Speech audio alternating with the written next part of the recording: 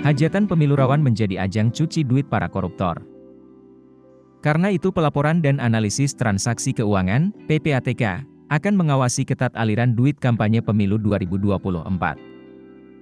Menurut Pelaksana Tugas Deputi Pelaporan dan Pengawasan Kepatuhan PPATK Syahril Ramadan, pengawasan dana kampanye pemilu 2024 akan memastikan dana pemilu berasal dari sumber legal. Apabila duit berasal dari hasil kejahatan dan digunakan sebagai pencucian uang maka berpotensi terjadi manipulasi politik dan tidak adanya kesetaraan. PPATK telah melakukan kolaboratif analis tim untuk menganalisa potensi masuknya dana ilegal hasil kejahatan ke partai politik, calon anggota legislatif, pasangan presiden dan wakil presiden, serta calon kepala daerah pada pilkada serentak di 2024.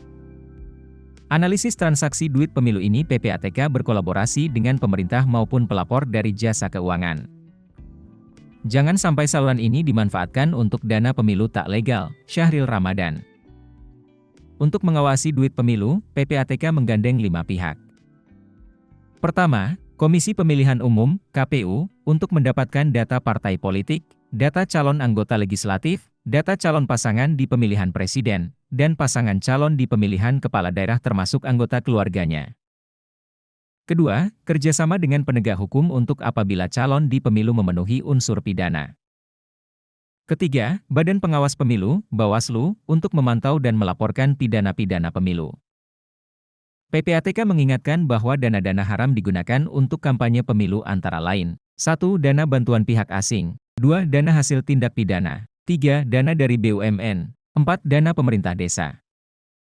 Keempat, Bank Indonesia, Otoritas Jasa Keuangan, OJK, dan Badan Pengawasan Perdagangan Berjangka Komoditi, Bapepti, untuk mengawasi penggunaan produk jasa keuangan dan transaksi menggunakan pembayaran digital juga aset kripto.